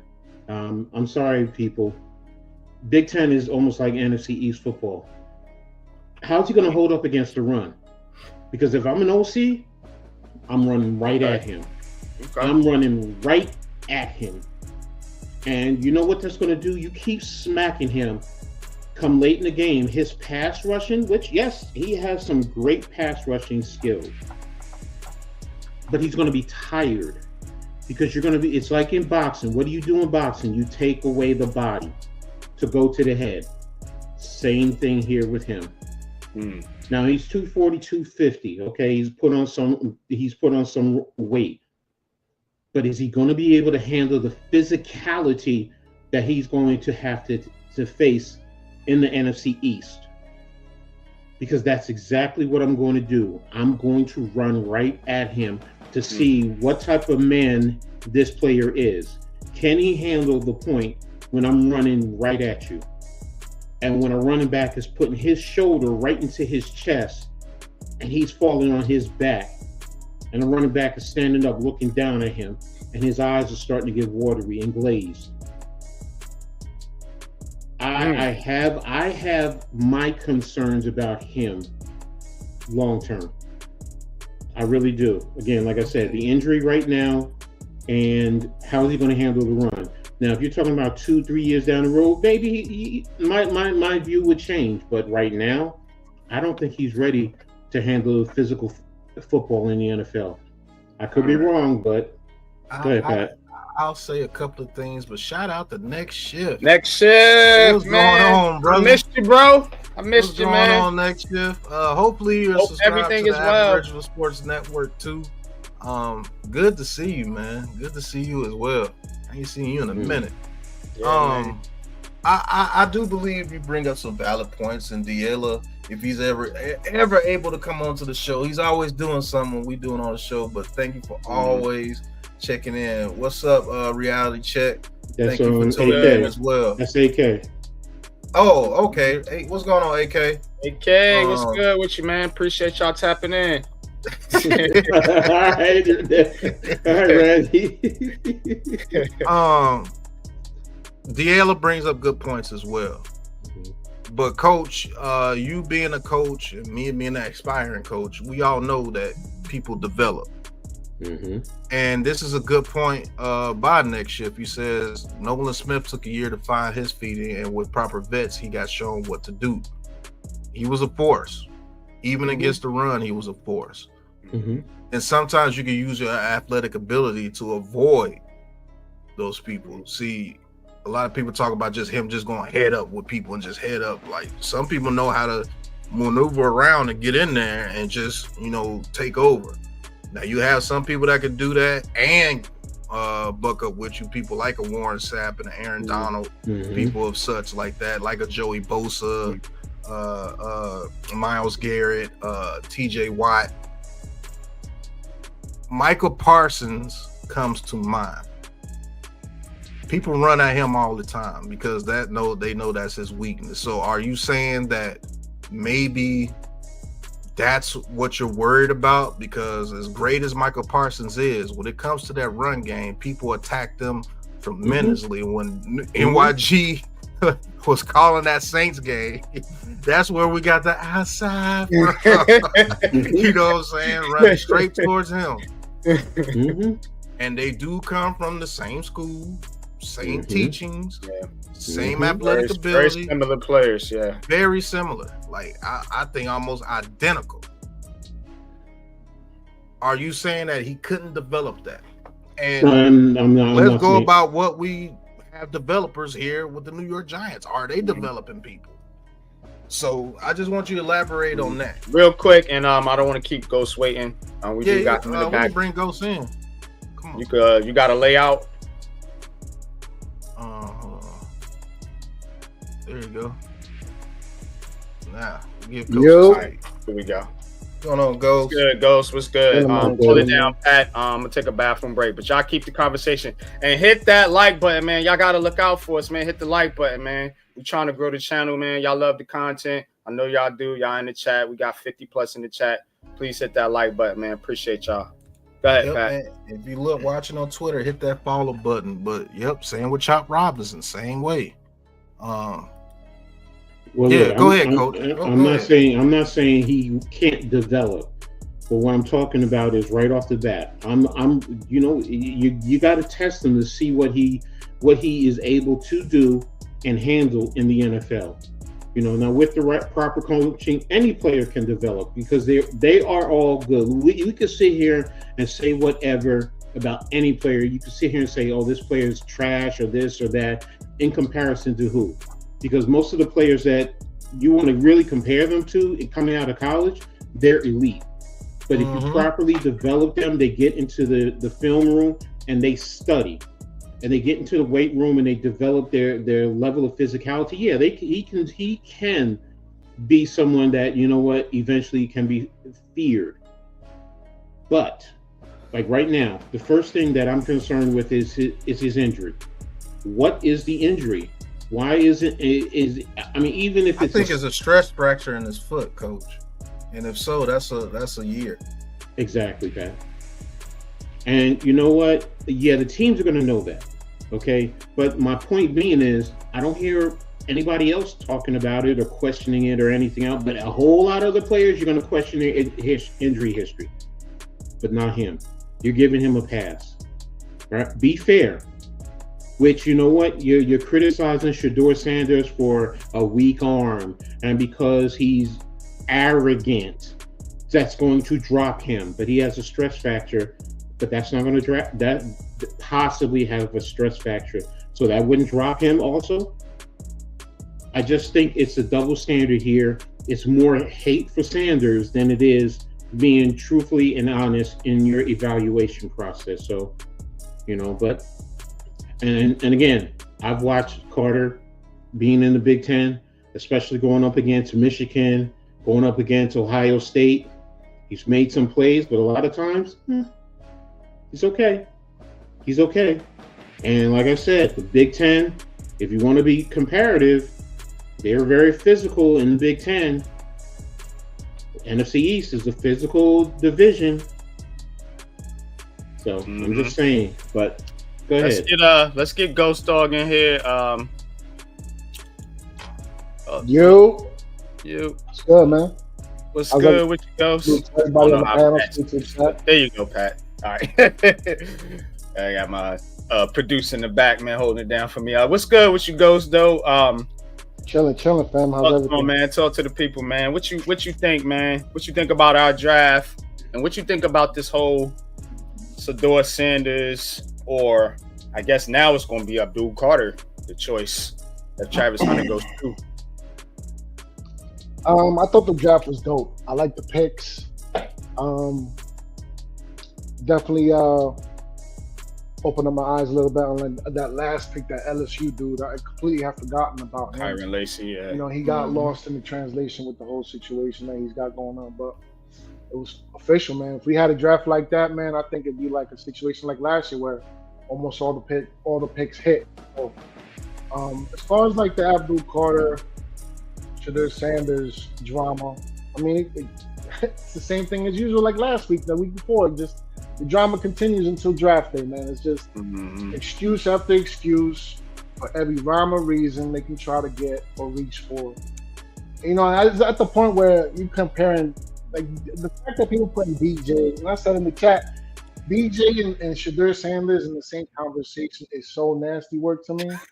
It's so crazy. Yeah, that's nasty. It's so crazy. It's nasty work. Nasty work. But it just goes to show you just how far people are willing to go to try to beat around the bush. And I'm going to keep saying it, man. Just say how you really feel. Because at this point, it's like, man, you can't hide no more. Like I was saying at this point, like if he's there at 3 and it's Abdul Carter and y'all avoid it, that's it. You know, there ain't nothing else to say at this point. There ain't nothing else to say at this point. I'm not going to lie. And I got a question, Coach, just to add to what you were saying earlier. Do you think that, because y'all hit nail on the head, you know, Abdul Carter is like a clone copy of Michael Parsons. We already know what the strengths and weaknesses are. My question to you, both wore 11 too. Yeah. All of them. Mm-hmm. Yeah. So to ask, they got a thing with Penn State. Real quick, with with the 11 number. Yeah. Okay. Linebacker, yeah. Go ahead, Ghost. But to add to what you were saying, Coach, do you think that the but especially, you know, with what you were going over with the injury history with Abdul Carter, do you think that because these two quarterbacks are the top two quarterbacks in the draft, do you think that that's why there's like an over-evaluation of an Abdul Carter? Over evaluation. I don't think he's over Let me not evaluated. say over evaluation, but there's like a certain level of like hype. Maybe there's a better term to use because I don't think it's hype. Let me not take away from the fact that the kid is very talented. I'm not trying to say that, but I'm just trying to point out the fact that everybody wants to emphasize quarterback, and now we have these two quarterbacks here in this position to be able to acquire. Now all of a sudden it's like, nah, man. Like let's kick the can on the road. Let's get the pieces. And for the last 6 years, even like going back to when Eli was still playing, even when we took Saquon at number 2 that year, it's been quarterback. Now it's like, let's hold the horses, pump the brakes. So my question to you is, Coach, do you think that that's a factor as why people are regarding Abdul Carter to such a high level, or? Well, yes. There's always the argument that the quarterbacks get more of the praise and more of the hype than the other positions. So now people want to say, well, let's pull these other positions up because you need edge rushers to compete with the quarterbacks. You need the defensive back and you need receivers to help the quarterback shine. So yes, there is some truth into that argument. It's just that, what? Why now? Why now? All of a sudden, you want to always put the quarterback up there. That's the $1 million question. Exactly. Yes. So, but now when we have the opportunity to possibly get our quarterback, now everybody wants to kick the can. I've been saying it in the past. Pat and NYG will tell you. When DJ was here, I said, get the tools to see if DJ is the quarterback before you move on. Pat said the same thing. NYG said the same thing. But everyone, no, you're lovers, you're this, you're that. Now all of a sudden, when we're saying get the quarterback, now all of a sudden it's no, just get the tools and build the team up and then get the quarterback next year. Now we're racist. It's like of all things, who knew? It baffles me. It baffles me the hypocrisy that I'm hearing and seeing with people. Either you stand true with your point in your argument, or you don't. If you've been saying the most important position is the quarterback, it's the quarterback. Almost a decade, Coach. Almost a decade now. Yes. And now you have the opportunity. There's reports he might slip to 3. Oh, no. You take Carter or Hunter because they're generational. Okay. And there's that word being thrown around. Like, it's amusing. What's irritating? Fascinating. Mm-hmm. Remember in the Saquon Barkley draft, it was Baker Mayfield, Sam Darnold, Josh Rosen, Josh Allen, and Lamar Jackson. Yeah. 4 out of 5 will start right now in the NFL. 4 out of 5. Y'all took Saquon Barkley, who ain't playing for y'all no more. Keep repeating the same mistakes, and you will be in the same place you're in now. Winning Super Bowls without you, because remember, OBJ, he went off and won his own Super Bowl without us. Yep. Yes, he True did. that. History doesn't repeat itself, it rhymes. That's what I like to say. Yeah. So we have to break the cycle, man. I said it a couple weeks ago, you want something that's gonna bridge the old style with the new style, you go draft Shedeur Sanders. You have him sit behind Russell Wilson and Jameis Winston for a year, right? Depending where we're at, let him play for the last 2 games. If we're out of playoff contention, just to let him get his feet wet, build a little bit of a repertoire with neighbors and all that, and then we get ready for the 2026 campaign, man. That's where I'm at with it. I'm not with the Travis Hunter pick so that we can put on a show now. I'm with the let's draft Shedeur Sanders. Let's put him in the fridge for a year, and then let's bust him out the following season. I'm thinking long term. I'm not thinking short term. Because at the end of the day, if we don't draft Shedeur Sanders, you know where I see us 3-4 years from now? Neighbors is out of here, right? Either via trade or whatever Probably reason. on the Commanders, with Jaden Daniels. I guarantee you that's where he's going once he leaves the Giants. And Travis Hunter is going to be in the same situation because he doesn't want to be in an environment where the culture is stagnant and nobody wants to win. And he's going to be in a situation where he's going to be either in a holdout or a let go / via trade situation. So I'm done with this nonsense. Nobody can tell me nothing at this point about not drafting. Word up. And I'm happy. The chickens is coming home to roost. We're about like 2 weeks away from that. So let's put up or shut up. And with that, the floor is yours, Jamie. Nah, man, you nailed it, man. I'm gonna just say it like this. You're absolutely correct. If that does happen, Neighbors is gonna find Jaden Daniels. That's his best friend. That's a fact. And Travis Hunter, I'm about to cut you off, is gonna want to go where Shador is at. And That's you know what? If people were paying attention, right? And I want people to go back to it. Go back to the pro day. At the end, they recorded when they were all in their little huddle. We're gonna find a way to be back together. Something along those lines. Pay attention is what I'm saying. Yeah, he did say that. There's a new day in the NFL. There's a lot of talk of it kind of being very similar to how the NBA is, with the players having a little bit more of a freedom. Yeah, they started with the Joe Burrow, Jamar Chase. And what I've been saying, Pat. Pair your quarterbacks with their college receivers. It's a trend. It's working. I pay attention. To everything. If we go for Shador, I'm all with getting a Jimmy Horn in like a 6th, 7th round. I'm all with getting that Williams kid, even like in the 3rd or 4th round if he's there. That's where I'm at with it. I get it. Everybody want to put Travis Hunter was like his bailout. Yo, fam, after going through all my video edits and all that stuff with my clips, bro, it wasn't just Travis Hunter getting catches and making plays out there, bro. It wasn't. And now, you could say that real quick. You could say that about Jaden Daniels too, because he had Malik Neighbors and Brian Thompson Jr. So thank you. So continue. So yeah. So nah, man. I'm all in. I'm all for sure on Shador, man. I'm done with the nonsense. I could sit here and talk to him blue in the face, pun intended, because it's big all day. Do you know? Blue in the face, trying to plead my case for this. Do you know the type of players that will actually want to come play with Shador? Let's just say it don't work out for Travis Hunter with the Browns and they have to make a trade. Where's one of the first places he gonna want to go? To New York. It's just a fact. And we can get him at a discount because it's not working out over there. And yo, Joe Shane said it too. We do our research for possible future trades and or whatever. If I'm not mistaken, he said that in the little press conference he did the other day.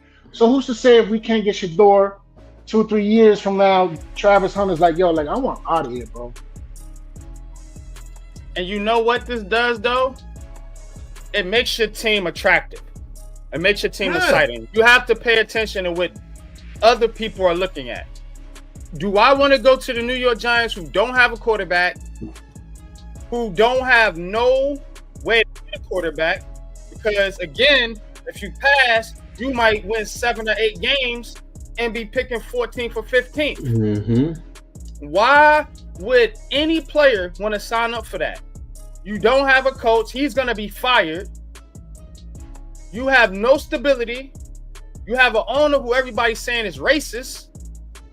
Why on earth would you want to play here? But if you get Shador Sanders, that changes everything. Changes everything because now people have hope. You see direction. You have a quarterback, and you have somebody who has a brand. And it's gonna get people excited. Did you see the crowd that was out there chanting for Shador Sanders? Crazy. I'm telling you, he's going to be highly, highly marketable, and he's gonna put butts in seats, as they say. And he's gonna get other receivers and players to want to come play for the Giants because they want to play with Shador Sanders in New York. You have to pay attention to how things are trending. We talked about the quarterback situation in your division. Do you want to be the only one left behind? Cowboys just went and got Joe Miller. Even they know what time it is. Like, you guys and ladies and gentlemen, you gotta see the bigger picture with this thing. It's not about 2025. It's not. And if you building a team for 2025, I know everybody and their mother who has a narrative and spin on this thing wants to tell you that since they're on the hot seat, there's no way they should take a quarterback. They have to go get a player to win now, as if you're going to take a player, whether it be Travis Hunter, Abdul Carter, Sador Sanders, Cam Ward, whoever you take, you're still not in a win now mode this year. Your pick, regardless, is going to be for the future. We just said that they're not going to start right away if they don't have to. Any pick you picking is supposed to be for the future of your franchise, not for today. And if you got guys in here that's picking for now, they shouldn't fucking be in the building. Go ahead, Coach. I'm done. You got it. I'm going to talk something that you talked about too when you said about Shedeur Sanders and players wanting to come here. All right. Remember when they went to Colorado. Colorado had one win the year before. But all of a sudden, Colorado was getting mainstream viewership. They were getting people tuning in. All right. It's not just about, people in the stands. It's about viewership on that TV. And that's what you got to understand. You want to talk talent? Okay. You want to question some of the talent? Okay. But you said it, NYG, he has a brand. And his brand is going to bring people in. It's going to bring the sponsors in. It's going to bring viewership in. And John Mara, if this is a business and this is about getting you money, what better way to do that? I mean, you're going to get apparel companies that are going to give him his own sneaker and clothing line. Hello, what better way than to be in New York Giant color and scheme? So, I mean, you want to talk business? There you go. It's about business too, as well as wins and losses. I'm trying to put everything together. Go ahead, Coach. You got it, man. Just to add to the wisdom, Coach, it's the Money Mayweather effect. Yeah. Everybody hate that kid. Everybody hate his father, and they hoping and praying on his downfall. It's simple mathematics. I used to be like that about Money Mayweather, talking about bringing the team money with Diella. Switch that around. It's the money team when that kid comes in. I used to be a hater. I used to be a big Money Mayweather hater. But at one point, I called on. I was like, you know what? He's putting on a show of persona. It's bringing the eyes. It's building up the brand. It's bringing the money flow. It's just what that is. It's the same thing. And it's just so crazy because it's like, there's a certain outside of the ring. I don't even want to get into that crazy situation because, we're not talking about that. But that's the difference here. There's nothing really negative when it comes to this kid outside of his quote-unquote brashness. The kid is all about football, his family, and being at the best that he can be. Literally. Mm-hmm. The kid has cameras on him all day long, and he's taking care of himself from an athletic point. He's having fun with his family and his friends at home, always staying out of trouble. And he's serious about his craft, man. That's it. What more do you want out of your franchise quarterback? For him to look a certain way. Mm-hmm. And you see, and that's why I said, though, the chickens is going to come to roost come, what is it, April 24th, April 25th? So. Yeah, man. But we're going to wrap it up here, fellas.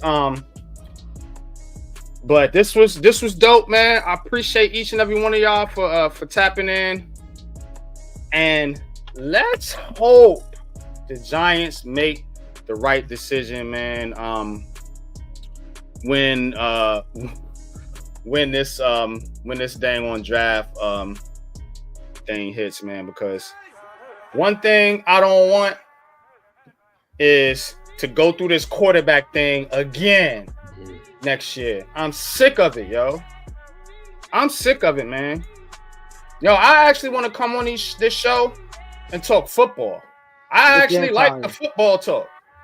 I don't want to have to talk this politics shit. Y'all know I do it for the show, but I want to talk football, man. You know what I'm saying? And The sooner we get past this quarterback narrative and this thing that's been going on with the New York Giants since Daniel Jones stepped foot in the door. Y'all want to go through this again? Do y'all really want to bring another quarterback in here and just not support him and just full-blown hate on the dude? Like Coach said, he can handle it, which is why I want him here. But that's what y'all gonna do. It's up, y'all doing it, and he ain't even got drafted yet. And y'all got so much hate and so many different narratives out there. We went through just a handful. This is light work, y'all, compared to the mess I hear about Shedeur Sanders. It's crazy, man. Do we gotta go through this again? I just want to ask y'all that. As a Giants fan, you know, I put this hat on because I like the team. I've been following this team since I was a little kid. You know, and I've seen many quarterbacks come in here, many different players come in here, and I've never once looked at them any different because they was black, white, or whatever. I rooted for the fucking team. But now we in this mode in 2025 where everybody's so sensitive and over analytical about every little thing that you want to break down somebody just because you're trying to hide the fact you don't like the kid because of the way he looks. So you over analyzing it, trying to justify your hate. Now, if you want to be real about it, just come out and say you hate him. I will actually respect you a little bit more if you did that. But y'all want to put because what y'all want to do, like Coach said, you want to put it to where you're not saying you hate him, you just putting a narrative out there. So if he does work out, you can come back and say, I never said nothing bad about Shedeur Sanders. You full of shit. That's why I do this show. Because I'm going to call y'all out every single goddamn time. I'm going to do it every single time. Because you gave me and my brothers and everybody on this network hell for Daniel Jones for 5 fucking years. You getting that same energy. Word up. Word up. But, Pat, last words, bro. We're going to go around, man, and we're going to end this thing. I just want everybody to get their last fill out, man, because, again, like I said, I'm on it. I'm on it. You're going to get this smoke all year long. Go ahead. Yeah, I mean, the only thing I got to say is, man, just keep it real with yourself and, you know, it is what it is, man. Hopefully, our quarterback of the future is Shedeur Sanders, and he'll be here.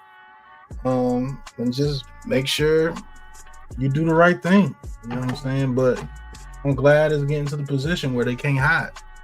You're not going to be able to hide what you want to do now. Because especially if Travis Hunter goes too. Now, if Travis Hunter doesn't go too, he's there with Shedeur Sanders. You take Travis Hunter. A lot of people be like, yeah, Travis Hunter's the generational player. He's the guy that you can play with Malik Neighbors and everything, and that lessen the blow. But if that kid goes number 2 to the Browns and you don't take Shedeur Sanders, yeah, it's gonna be a problem. Even if you take Abdul Carter. Mm-hmm. Last words, Coach, man. Oh, one thing right before Coach, stop using other Aboriginal players to down another Aboriginal player. Yes. Don't hype up Abdul Carter because you don't want a certain type player to represent your franchise as the quarterback of the future. Don't hype up Cam Ward because you know damn well he's going number 1. You'll never be able to see him here. Stop doing that, man. Be real with yourself. That's just a fact, man. Coach, what you got for him, man? You know, when we did the draft today with the Hardcore Sports Network, the greatest compliment we received was also a slap at our organization. When Mitch said, you guys can be a better management staff, or alluded to the fact that we could be a better management staff than what we already have. Yeah. Dang. That says it all right there, man. And I was just sitting here thinking about it, and it's a shame where this franchise has fallen to the point where we're a laughingstock. I grew up in an era where Giant pride was something that was up there. It was well respected. And yeah, we went through our rough times in the 70s. Don't get me wrong, we did. But when we were winning in the 80s and in the 90s, we were also a team that most teams were afraid to compete against. And the organization was well run. Mm-hmm. And now coaching changes every 2-3 years, literally. Incompetence in the general manager's office. We're supposedly getting wonder kids, and you leave me saying that we're buffoons as far as a head coach and a general manager. It has to change. Go said it. When are we going to break the cycle? We got to break that cycle now. And you don't realize getting that quarterback, the right quarterback, to lead this franchise back to prominence is going to be sitting here for you at 3. And do you have the kahunas to say, you know what, this is the right move and let's do it? So I'm gonna end it right there. Good stuff, man. Ghost, man. Wrap it up for us, bro. Man, like Coach said, man, Joe Shane, Brian Daboll, go get the right quarterback. Go get your quarterback. You know what? Go get our quarterback. How about that? There you go. Go take your goofy asses up and go get me my fucking quarterback. How about that? That's what the fuck I'm talking about. That's what I'm talking about. And I'm done. Yeah, man. Appreciate y'all, man. Shout out to the chat, man. Love y'all, man. Appreciate y'all, man. Alexander, Gaylord, appreciate you, man. Iman Perry, man. AK, man. Definitely, man. Pull up next time, man. I appreciate you. You know, always welcome on the show over here, bro. AK, subscribe to the network if you haven't subscribed to the network already. Yes, subscribe to the network. Anybody that subscribed to Unpopular Opinion Sports that's watching it on my page, go subscribe to the Aboriginal Sports Network. That is the central location for all of us up here on this panel. And we got many, many other content creators on the network, man, putting out some dope content out there, man. So that being said, man, the only thing I got to say, man, you got to get the quarterback, man. You got to get the quarterback, man. And we just going to end it right there, man. They said it in the movie. This is why you get your quarterback. Your goddamn quarterback. It's the top spot, kid. It's the guy takes the fall. It's the guy everybody's looking at first, the leader of a team. And that being said, man, we up out of here, y'all. Deuces.